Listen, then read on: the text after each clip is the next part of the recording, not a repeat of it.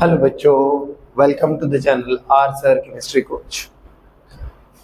आज जो है लेसन 2 का हम लोग एक मॉडर्न कंसेप्ट ऑफ स्ट्रक्चर को हम लोग ओपन करने वाले हैं, यानी क्वांटम मैकेनिकल मॉडल को हम लोग एक्सप्लोर करने वाले हैं आज की क्लास के अंदर। देखिए, क्वांटम मैकेनिकल मॉडल अब तक हम लोग ने जो बोहर के मॉडल में देखा था, जो मेरी लास्ट वीडियो में था, जिसका लिंक अभी डिस्क्रिप्शन में भी है, कि बोहर ने जो इलेक्ट्रॉन को क्या मान लिया था कि जो इलेक्ट्रॉन ट्रेवल करेगा it is in the form of electromagnetic radiation, it is in the form of electromagnetic radiation. जबकि ऐसा नहीं है।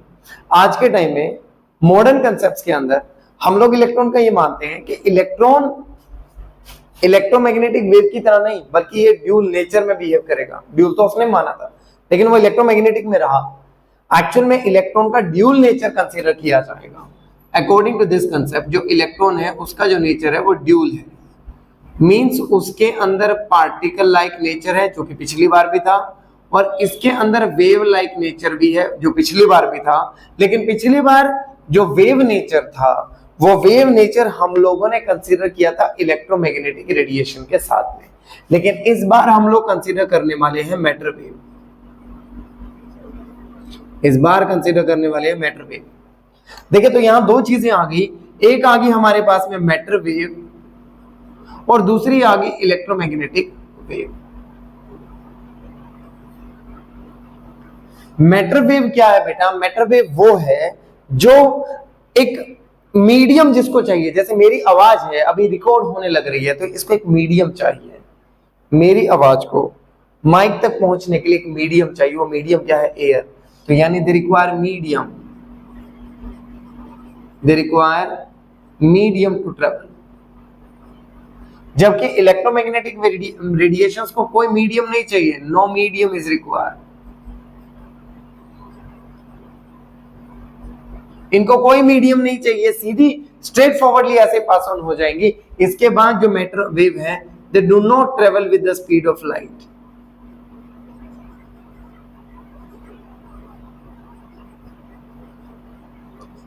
with the speed of light, but here they travel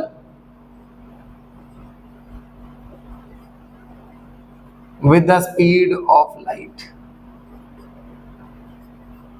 लेकिन वो स्पीड ऑफ लाइट के साथ ट्रेवल कर सकते हैं, मतलब 3 × 10⁸ मीटर पर सेकंड के साथ वो ट्रेवल कर सकते हैं।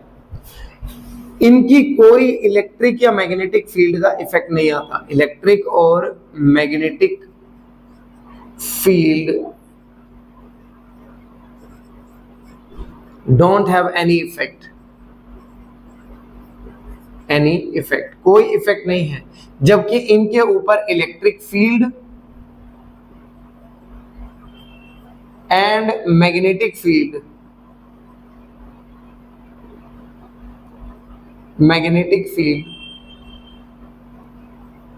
will affect them। इनको इलेक्ट्रिक फील्ड और मैग्नेटिक फील्ड भी क्या करेगी?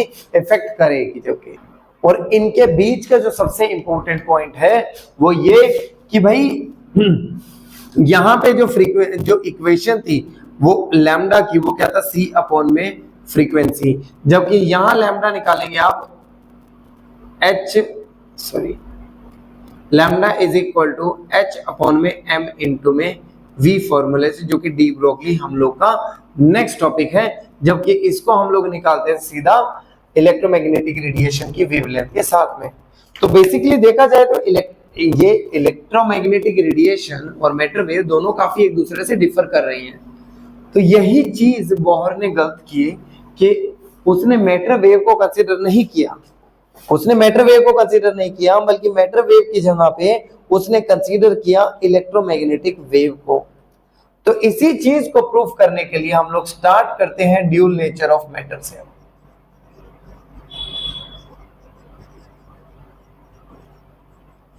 Dual nature of matter. देखिए, ड्यूल नेचर से मतलब क्या है? पार्टिकल लाइक नेचर, और दूसरा क्या आने लग रहा है हमारे पास में? Wave like nature. तो यहां एक साइंटिस्ट आए हमारे पास में जो कि काफी फेमस थे उस टाइम पे, नाम था डी ब्रोगली।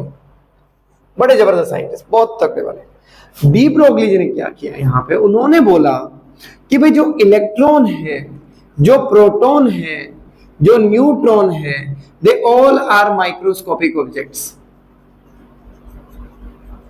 ये क्या है, सारे के सारे माइक्रोस्कोपिक ऑब्जेक्ट्स हैं, and they behave like the matter wave. और किसकी तरह से वो बिहेव कर रहे हैं, मैटर वेव की तरह से।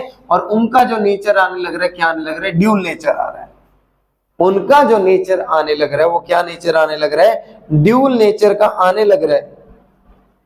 यानी कि अब उन्होंने क्या बोला, ऑल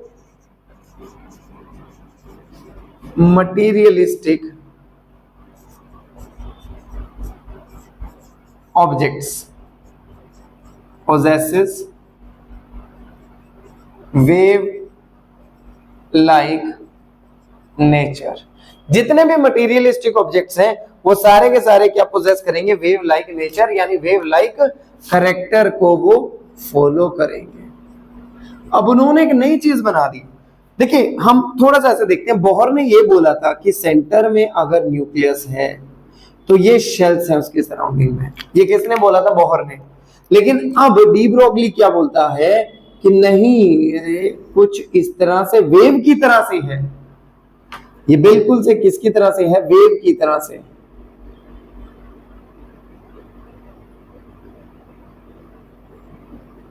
ठीक है, ये किसकी तरह से बनेगा, एक बिल्कुल वेव की तरह से आएगा, इस तरह से। जिसमें कि अगर मैं देखूं तो रेडियस बिल्कुल वही सेम चीज जाने वाली है, लाइक दिस। तो रेडियस वही का वही है, लेकिन जो इलेक्ट्रॉन है that will move like a wave. यानी इलेक्ट्रॉन जो है वो कुछ इस तरह से वेव लाइक उसमें ही रहेगा। आई होप ये चीज क्लैरिफाई हो गई। और ये मेरे हिसाब से बिल्कुल कुछ हद तक सही भी है, क्योंकि देखिए अगर मैं नेक्स्ट शेल के अंदर जाना चाहता हूं तो उसकी भी तो वेव्स बनेंगी। जो वेव्स आपस में मैच करेंगी वो ट्रांजिशन में एक दूसरे को क्या करेंगी, हेल्प करेंगी। यानी इलेक्ट्रॉन यहां से चलेगा और यहां चला जाएगा। यानी एक बिल्डिंग से उछाल लगा के, छलांग लगा के ऊपर वाली बिल्डिंग पे जाना मुश्किल है। लेकिन मैं अगर वहां पे एक मेरे पास रैंप है तो मैं रैंप से ऐसे होते हुए अगले रैंप पे चढ़ जाऊंगा, and that is a possible thing. ये चीज वहां पे पॉसिबल है, जिसको डी ब्रोगली यहां पे बताने की कोशिश करने लग रहा है। अब देखिए डी ब्रोगली यहां पे कहता कि अब तो इसका मतलब है वेवलेंथ तो किस चीज पे डिपेंड करेगी, मोमेंटम पे डिपेंड करेगी, है ना। जैसे एग्जांपल ले लेते हैं, एक छोटी सी बॉल है, आप फेंक पाएंगे तो काफी दूर तक चली जाएगी। आप जब उसे फेंकोगे काफी दूर तक जाएगी, यानी एक बड़ी ट्रेजेक्टरी बनेगी उसकी। लेकिन वहीं पे अगर मैं फुटबॉल फेंकू, बहुत बड़े साइज की फुटबॉल फेंकू, तो ऑब्वियसली वो इतनी दूर इतनी ट्रेजेक्टरी नहीं बना पाएगी। यानी हर चीज क्या है, वेव में मोमेंटम का रोल आने लग रहा है।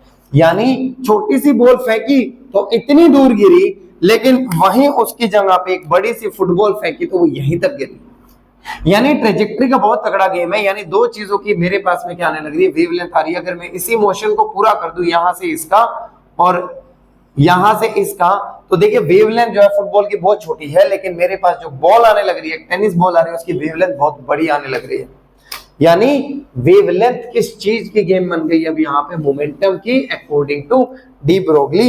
यानी डी ब्रोगली बोलता है कि जो वेवलेंथ है वो इनवर्सली प्रोपोर्शनल है किसके, मोमेंटम के। अभी मैथमेटिकली भी मैं इसको प्रूफ करूंगा। देखिए तो lambda is inversely proportional to momentum, and if you wish to remove the proportionality sign you have to put a constant, that is constant क्या आएगा, प्लैंक्स कांस्टेंट।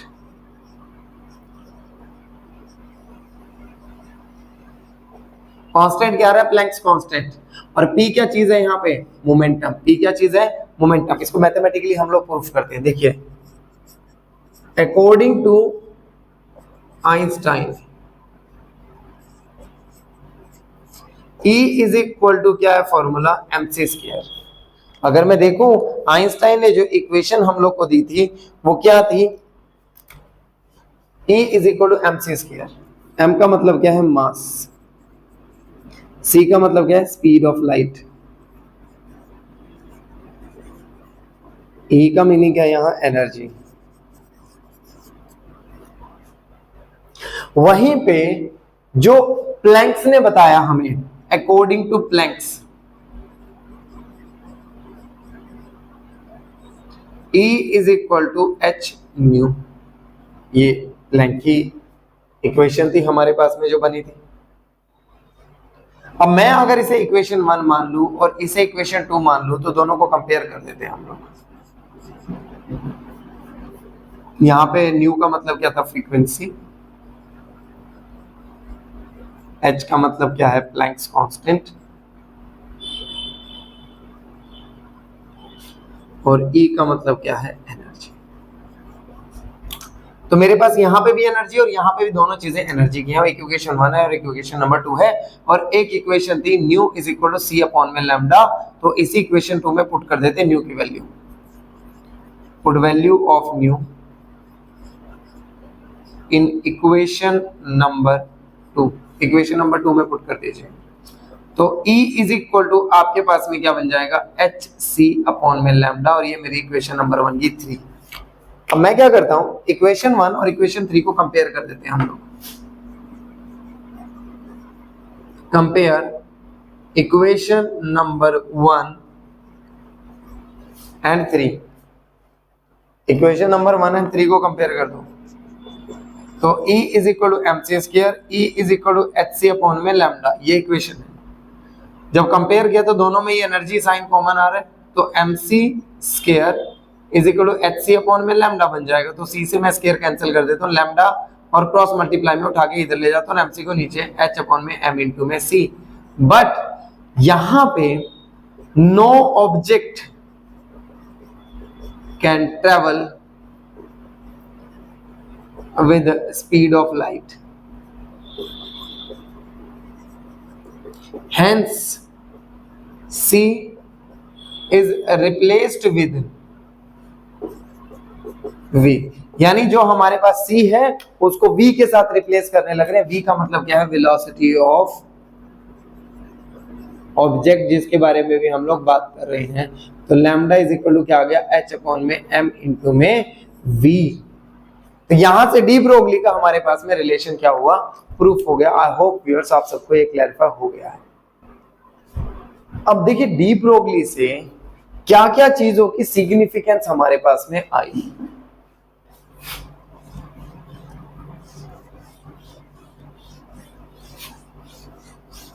इस डी ब्रोगली रिलेशन से किन किन चीजों की हमारे पास में सिग्निफिकेंस आई, अब उस चीज को भी देखते हैं। देखिए तो डी ब्रोगली अब क्या किया कि एक जिंक मेटल लिया, एक जिंक की एक मेटल ली, और जिंक जो जिंक मेटल थी उससे उन्होंने क्या किया कि एक रिएक्शन करा के सल्फर के, चलिए उस चीज को छोड़िए, इतनी दूर नहीं जाते, इनडायरेक्टली हम सीधे चलते हैं कि उन्होंने एक जिंक सल्फाइड की स्क्रीन बनाई, बस एक स्क्रीन प्रिपेयर कर ली ZnS की। अब ZnS की स्क्रीन प्रिपेयर करने के बाद में उन्होंने क्या किया, एक इलेक्ट्रॉन लिया और इलेक्ट्रॉन से ला के और इस ZnS की स्क्रीन पे सीधा फायर कर दिया। एक इलेक्ट्रॉन लाए और ZnS की स्क्रीन पे सीधा फायर कर दिया, और फायर करने के बाद में उन्होंने क्या देखा, देयर इज अ सिंटिलेशन, यानी उस पॉइंट पे वहां एक स्पॉट पड़ गया जहां इलेक्ट्रॉन ने आके और ZnS की स्क्रीन पे स्ट्राइक किया, वहां पे क्या बन गया, एक स्पॉट बन गया, एक सीधा सीधा क्या बन गया, स्पॉट बना। यानी फैला नहीं, वहां पे कोई वेव जैसा कुछ बना नहीं साइन, सिर्फ इलेक्ट्रॉन ने वहां पे जाके एक स्पॉट बना दिया। एंड इस सिंटिलेशन से कंफर्म हुआ कि जो इलेक्ट्रॉन्स है ना, दे बिहेव लाइक अ पार्टिकल, कि जो इलेक्ट्रॉन है दे बिहेव लाइक अ पार्टिकल। इससे ये चीज इन लोगों ने, मतलब डी ब्रोगली जी ने वहां पे प्रूफ कर दिया। And then particle like nature तो चलो यहां से पता लग गया, लेकिन वेव लाइक नेचर के लिए 1927 के अंदर दो साइंटिस्ट थे, एक का नाम था जर्मर और दूसरे का नाम था डेविसन। उन्होंने क्या किया, एक्सरे इलेक्ट्रॉन की बीम प्रोड्यूस करवाई, इलेक्ट्रॉन की क्या किया, बीम प्रोड्यूस करवाई, किसे, टंगस्टन फिलामेंट से।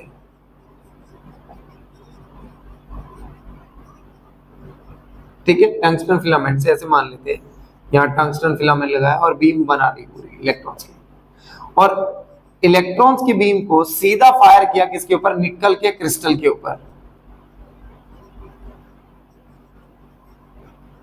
Nickel crystal. जैसे निकल के क्रिस्टल के ऊपर इलेक्ट्रॉन की बीम ने फायर किया, तो फायर करते ही व्हाट दे हैव ऑब्जर्व्ड के पीछे कॉन्सेंट्रिक रिंग्स बनी हुई थी, dark line and bright lines की। निकल मेटल के ऊपर जैसे ही इलेक्ट्रॉन की बीम को फायर कर दिया तो concentric dark line and bright lines बनी हुई थी। इससे इन्होंने क्या कंफर्म किया, वेव लाइक नेचर के। हाँ भाई बिल्कुल सही थे, जो डी ब्रोगली है वो वेव लाइक नेचर यहां से कंफर्म हुआ। उसके बाद थॉमसन भी आए, इवन उन्होंने भी ये एक्सपेरिमेंट 1927 में किया था। तो थॉमसन ने क्या किया, इसी एक्सपेरिमेंट को रिपीट किया, लेकिन निकल की जगह पे क्या लिया, गोल्ड फॉइल। जब उन्होंने गोल्ड फॉइल बनाई तो उस तरह से कॉन्सेंट्रिक रिंग्स यहाँ पे बन रही थी। तो इससे कंफर्म हुआ कि हाँ भाई कि जो इलेक्ट्रॉन है बिहेव लाइक अ वेव। अब फर्दर पार्ट में क्या कहते हैं कि अब ऐसे तो बोहर को भी हम लोग बिल्कुल ही हटा नहीं सकते रास्ते से, तो इन लोगों ने वहां पे एक चीज प्रूफ करने के लिए स्टार्टिंग की कि ठीक है, डी ब्रोगली ने कहा कि भाई अकॉर्डिंग टू डी ब्रोगली, मैं लिख देता हूं, जो हमारे पास में रिलेशन है lambda is equal to h upon में एम इंटू में वी, ठीक है। एंड अकॉर्डिंग टू बोहर जो रिलेशन हमारे पास में आया था ऑर्बिटल के लिए, m into v into r is equal to n h upon में 2 पाई, ठीक है। ये इक्वेशन 1 मान लेते हैं, ये इक्वेशन नंबर 2। इक्वेशन 2 को थोड़ा सॉल्व करते हैं। 2 पाई को मैं इधर ले आता हूं, 2 पाई इंटू में r is equal to h n h upon में m इंटू में v। अगर आप देखें तो ये इतना हिस्सा, ये तो यही है पूरा का पूरा, है ना। तो मैं इसमें वैल्यू पुट कर देता हूं, put value of equation number 1 in above equation. जब ऊपर वाली इक्वेशन में मैंने वैल्यू पुट करी तो 2 pi r is equal to n into में क्या आ गया, लैम्डा, और लैम्डा क्या, डी ब्रोगली। यानी इससे तो ये पता लगा कि जो सरकमफ्रेंस है पूरी की पूरी, जो सरकमफ्रेंस है बोहर के ऑर्बिट की पूरी वो डी ब्रोगली की वेवलेंथ है। अगर मैं देखूं तो इसका सर्कल है, मैं इस सर्कल को क्या करता हूं, ऐसे बनाने के बजाय मैंने इस सर्कल को क्या किया, कुछ ऊपर का हिस्सा काट के और ऐसे बना दिया, यानी ये क्या बन गया, वेव लाइक नेचर। जबकि बोहर उसको क्या लेके चल रहा है, राउंड लेके चल रहा है, ये किस फॉर्म में लेके जा रहा है, इसको वेव की फॉर्म में लेके जा रहा है। यानी एक चीज तो इसने कंफर्म कर दिया कि बोहर अगर चीज को सीधा सर्कल में लेके गया तो इसने उसको वेव लाइक नेचर में कन्वर्ट कर दिया, और उसके वेव लाइक मूवमेंट के ऊपर और पार्टिकल उसने पूरी तरह से ये चीज बताई। लेकिन खास बात क्या बताई कि जो बोहर का सरकमफ्रेंस है ना, वो डी ब्रोगली का वेवलेंथ है एन लैम्डा के इक्वल आएगा। आई होप ये चीज आप सबको व्यूअर्स क्लैरिफाई हो गई है। हम देखेंगे क्वेश्चन नंबर 20 देखते हैं। Calculate the wavelength of electron moving with the velocity of this much. अब velocity provide कर दिया and we have to calculate the wavelength. हम देखो what is the formula now, lambda is equal to h upon में m into में v. We are calculating the lambda, so lambda is equal to 6.626 into 10 raised to the power minus 34. That is the value of h. Then the mass of electron is 9.1 into 10 raised to the power minus 31 kg. And if we talk about the velocity, then the velocity is the 2.05 and the 10 raised to the power 7. Now let's calculate. It is 10 raised to the power minus 3, and when it goes up, so 6.626 into 10 raised to the power minus 10 upon 9.1 into 2.05. तो इन सारी values को आखिर में calculate करने के बाद the final answer is 3.5 into 10 raised to the power minus 11. 3.5 into 10 raised to the power minus 11 meters. So यहाँ पे हमारे पास वेवलेंथ आ गया। अब नेक्स्ट में देखिए, मास ऑफ इलेक्ट्रॉन प्रोवाइड कर दिया, काइनेटिक एनर्जी की वैल्यू भी प्रोवाइड कर दी है, कैलकुलेट करना है वेवलेंथ अब हम लोग को।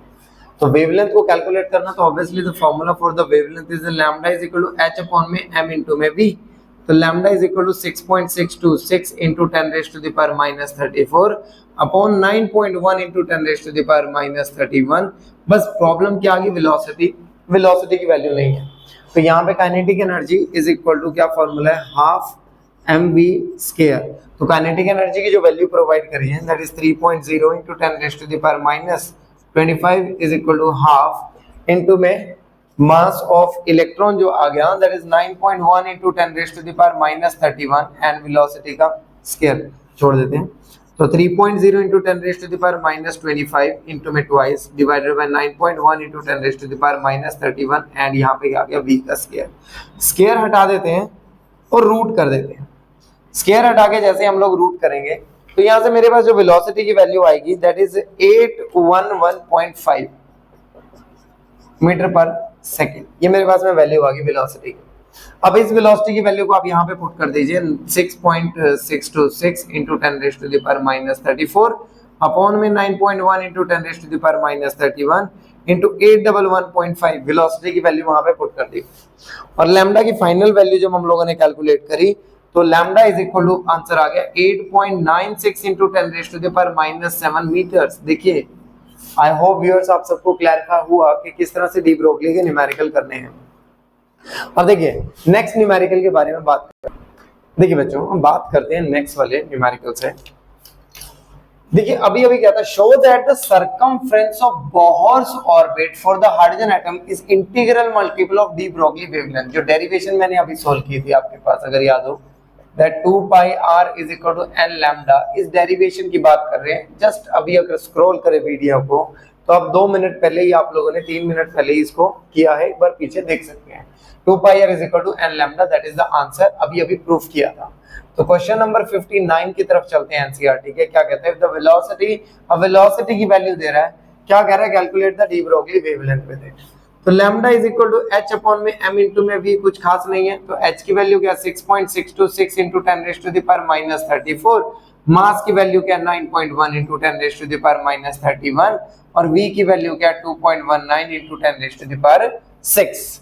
अब इस चीज को सॉल्व कर लेते हैं 10⁻⁻3, ये ऊपर जाके क्या बन जाएगा 10⁻⁻9। अब क्या बचा 6.626 अपॉन में 2.19, तो जब मैं पूरी और इनटू में क्या आएगा साथ में 9.1, जब मैं पूरी वैल्यू को मैं यहाँ से कैलकुलेट करता हूँ तो कैलकुलेट करने के बाद मेरे पास जो आंसर आएगा वो आएगा 3.332 इंटू 10⁻⁻9 मीटर मेरे पास में आंसर आ गया डी ब्रोगली वेवलेंथ का। आई होप ये चीज क्लैरिफाई हो गई है। अब बढ़ते हैं नेक्स्ट न्यूमेरिकल की तरफ एनसीईआरटी के। The velocity associated with the proton moving with the potential difference of this much 1000 volt is 4.37 into 10⁵ metre per second. यानी अगर आप देखें तो वेलोसिटी दे दी है इसने, हम लोग को प्रोवाइड कर दी है वेलोसिटी की वैल्यू। तो वेलोसिटी कितनी है 4.37 into 10⁵। If the hockey ball of mass कितना है 0.1 kg is moving with the same velocity, calculate the wavelength associated with this velocity। यानी ये दो चीजों की बात करने लग रहे हैं यहाँ पे दो चीजों की बात हो रही है। तो वेलोसिटी हम लोग को प्रोवाइड कर दी, मास की वैल्यू भी प्रोवाइड करके, दैट्स इट। और क्या चाहिए हम लोग को, कुछ भी नहीं। तो lambda is equal to h upon में मास इंटू वेलोसिटी। h क्या है 6.626 इंटू 10⁻⁻34। m की वैल्यू क्या आ रही है, इसने 0.1 kg हम लोग को ऑलरेडी प्रोवाइड कर दी है। इनटू में क्या आ गया, वेलोसिटी की वैल्यू पुट कर दीजिए बस 4.37 इंटू 10⁵ मीटर पर सेकेंड। यहां से आप लैम्डा की वैल्यू डायरेक्ट कैलकुलेट कर सकते हो। लैम्डा की जो वैल्यू आएगी यहां से कैलकुलेट करके वो आएगी 1.51 इंटू 10⁻⁻38, क्योंकि यू भी ऊपर जाएगा, ठीक है, मीटर। यानी यहाँ से लैम्डा की डायरेक्ट वैल्यू आ गई। आई होप आप सबको डी ब्रोगली और उससे रिलेटेड सारे न्यूमेरिकल क्लैरिफाई हो गए। अब हम मूव करते हैं नेक्स्ट टॉपिक की तरफ, that is Heisenberg uncertainty principal. बात करते हैं आगे हेजनबर्ग अनसर्टेनिटी प्रिंसिपल की। यहाँ पे अनसर्टेनिटी का मीनिंग समझते हैं। कोई भी चीज जब अनसर्टेन होती है, जैसे एग्जांपल के तौर पे कि अनसर्टेन है कि कोई भी बारिश आएगी, इट इज अनसर्टेन, कभी भी आ जाती है कभी भी नहीं आती, हम लोग ये मान लेते होते हैं, है ना।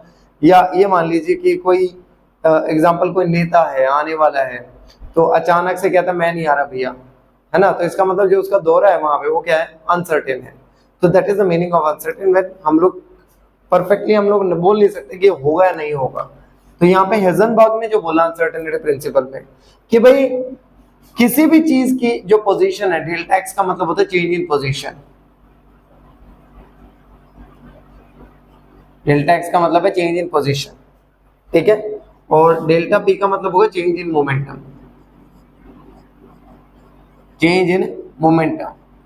तो हेजनबर्ग अनसर्टेनिटी प्रिंसिपल बोलते हैं कि भाई it is impossible to measure simultaneously, it is impossible to measure simultaneously both the position and momentum. देखिए एक साथ से किसी भी माइक्रोस्कोपिक ऑब्जेक्ट की मैं एक साथ से या तो पोजीशन और मोमेंटम दोनों को एक साथ से नहीं कैलकुलेट कर सकता। It is impossible to measure simultaneously, it is impossible to measure simultaneously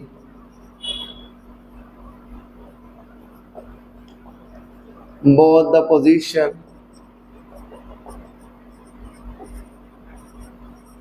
as well as momentum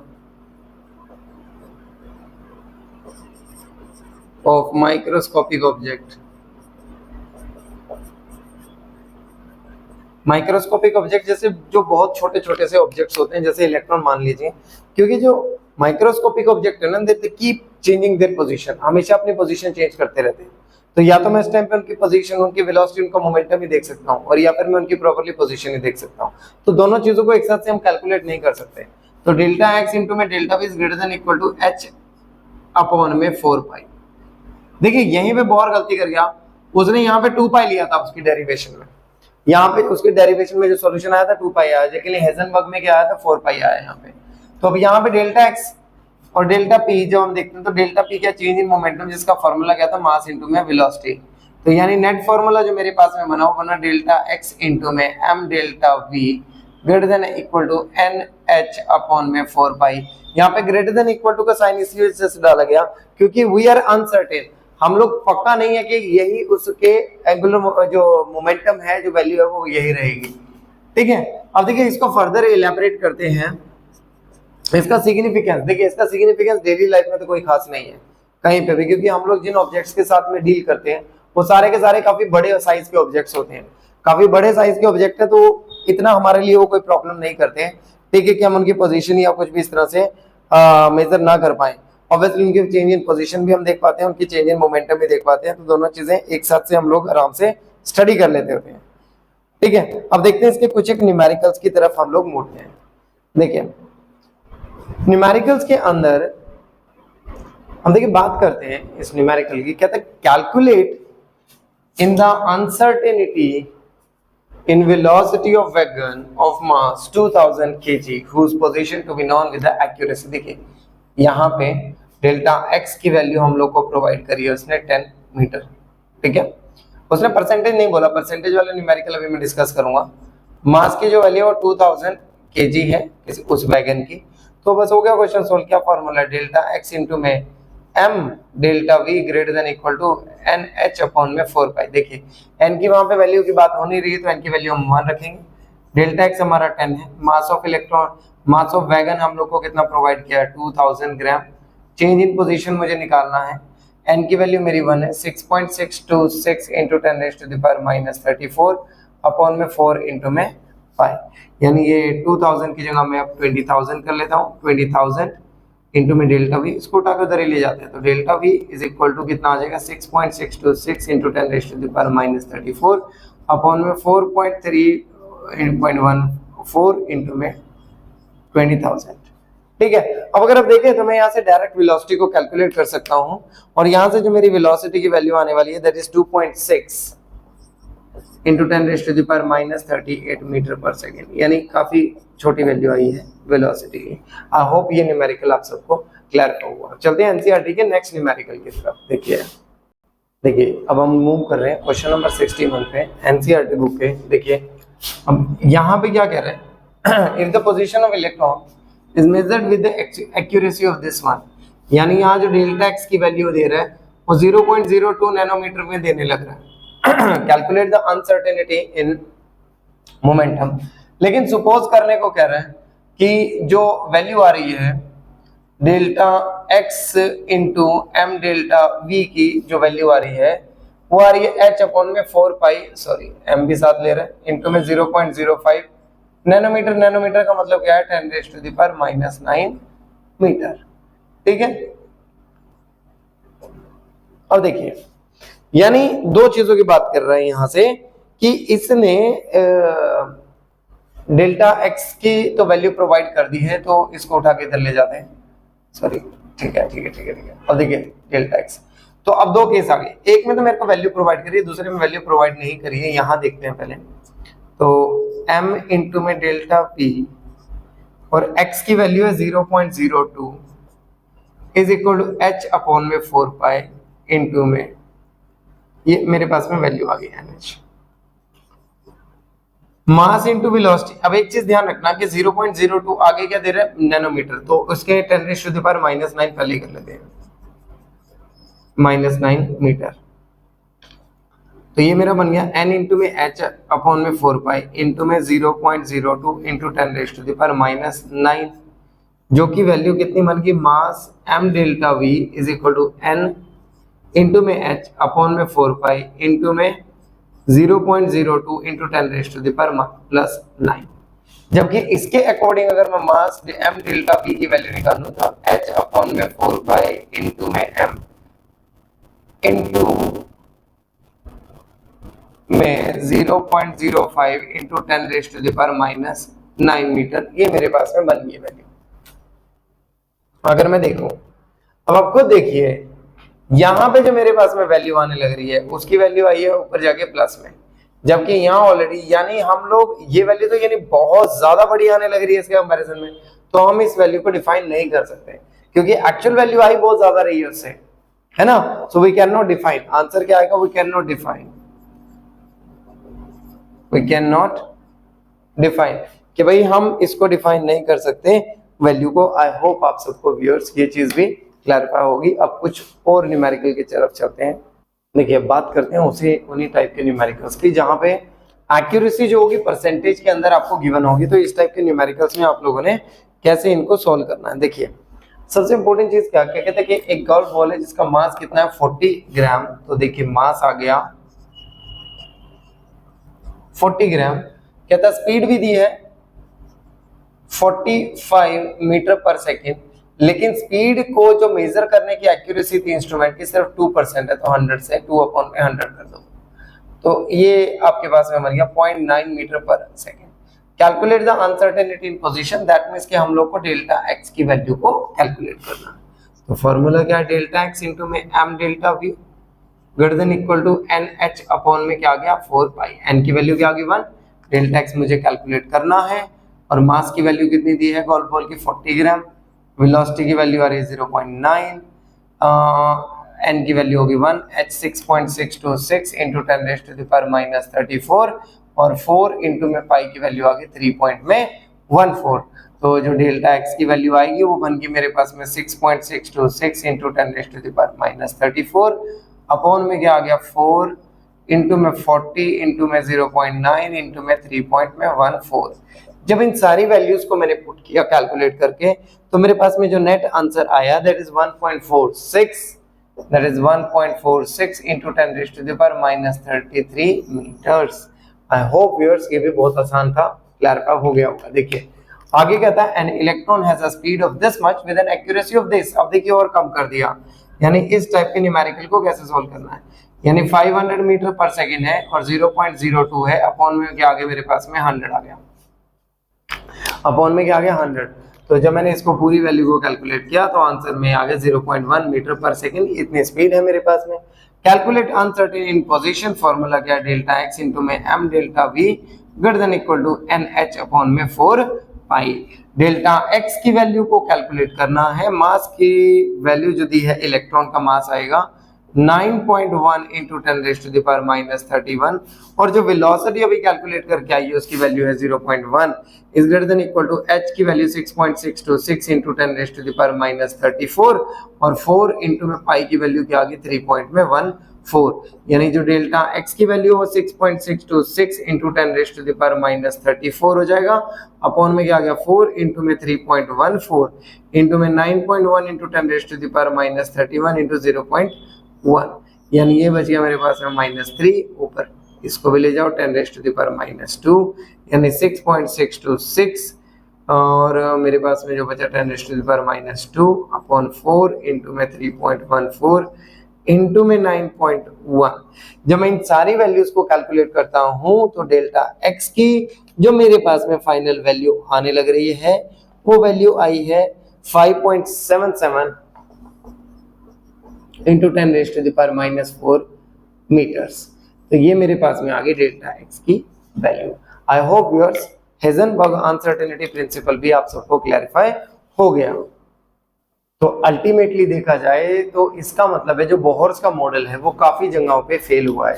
देखिए अब इन न्यूमेरिकल की बात देखते हैं कि क्यों बोहर्स का मॉडल फेल हुआ। What is the reason behind the failure of Bohr's model. बड़ा पूछा जाता है ये भी पेपर के अंदर क्वेश्चन कि why the Bohr's model fail. देखिए बोहर्स का मॉडल फेल होने के रीजंस क्या थे। Reasons for failure of Bohr's model. देखिए सबसे पहला रीजन क्या था, they do not consider the wave-like nature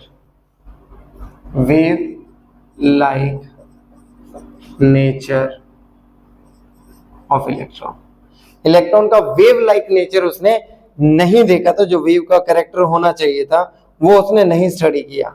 और सेकंड उसका फेल होने का रीजन था ही कॉन्ट्राडिक्ट हेजनबर्ग्स अनसर्टेनिटी प्रिंसिपल।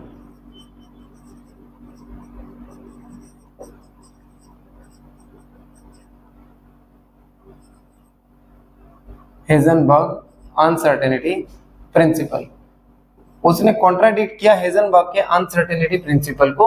तो यही दो सबसे मेन कारण थे बोहर का मॉडल फेल होने के और क्वांटम मैकेनिकल मॉडल बनने के।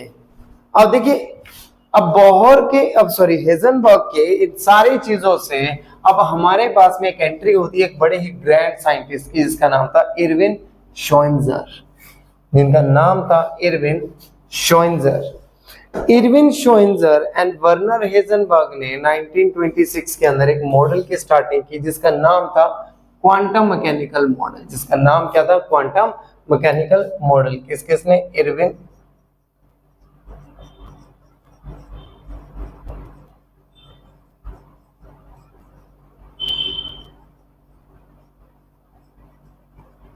Werner Heisenberg. इन दोनों ने मिलकर इस मॉडल को बनाना शुरू किया। बहुत तगड़ा मॉडल था तो ऑब्वियसली बहुत मुश्किल होती जा रही थी। तो वर्नर को तो अपने हाथ बीच से खींचने पड़े क्योंकि ये बहुत मुश्किल, हेजनबर्ग को तो अपने हाथ खींचने पड़े, मॉडल बहुत ज्यादा मुश्किल होता जा रहा था। इसकी जो फाइनल इक्वेशन ड्राइव करके आई थी वो curl square psi upon curl x square, curl square psi upon curl y square, curl square psi upon curl z square plus में 8 पाई स्क्वायर एम अपॉन में h square E minus V psi. और इसकी value क्या है, सारी चीजों की मिला जुला के किसके, जीरो के इक्वल।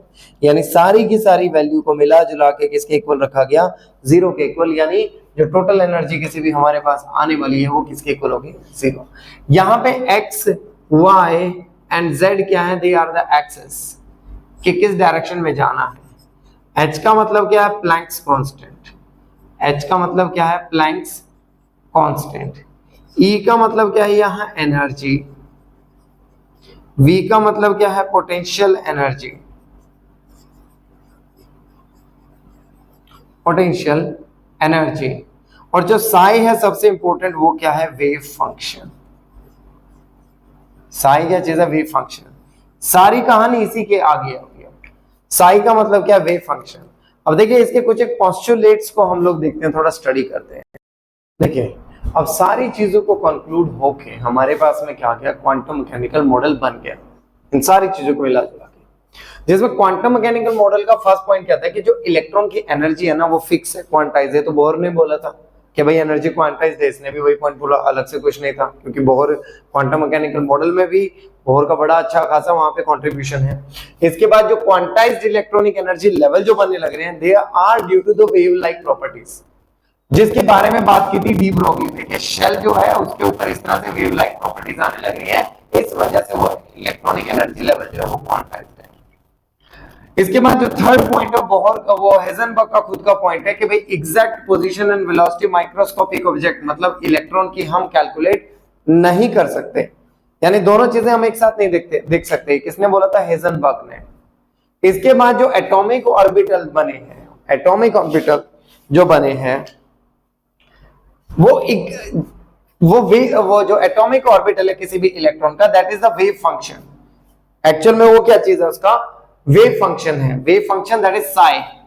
लेकिन अगर कहीं साई स्क्वायर में चेंज हो जाती है, किसके ऊपर भी क्वेश्चन आते रहते हैं स्कूल में, साई क्या? Wave function. लेकिन अगर साई जो है वो साई स्क्वायर बन जाए तो इसका मतलब उसे हम क्या नाम देते हैं? Probability density. क्या नाम देते हैं? Probability density. यानी इलेक्ट्रॉन जो है वो मैक्सिमम प्रोबेबिलिटी है कि वहीं पे मिलेगा, उसे बाहर इलेक्ट्रॉन नहीं मिलेगा। यानी the probability of finding electron at a point in an atom is directly proportional to the square of its wave function, square of its wave function। इसके बाद आ जाता है इसका, अब इस पूरे के पूरे क्वांटम मैकेनिकल मॉडल से एक कुछ सॉल्यूशन हमारे पास निकल के आते हैं, और उस सॉल्यूशन को हम लोग क्या नाम देते हैं? Quantum number. क्या नाम देते हैं आप उसको? Quantum number. और क्वांटम नंबर में जो यहां से सॉल्यूशन निकल के आया, फर्स्ट आ गया प्रिंसिपल क्वांटम नंबर, सेकंड आ गया एजिमुथल क्वांटम नंबर, थर्ड आ गया मैग्नेटिक क्वांटम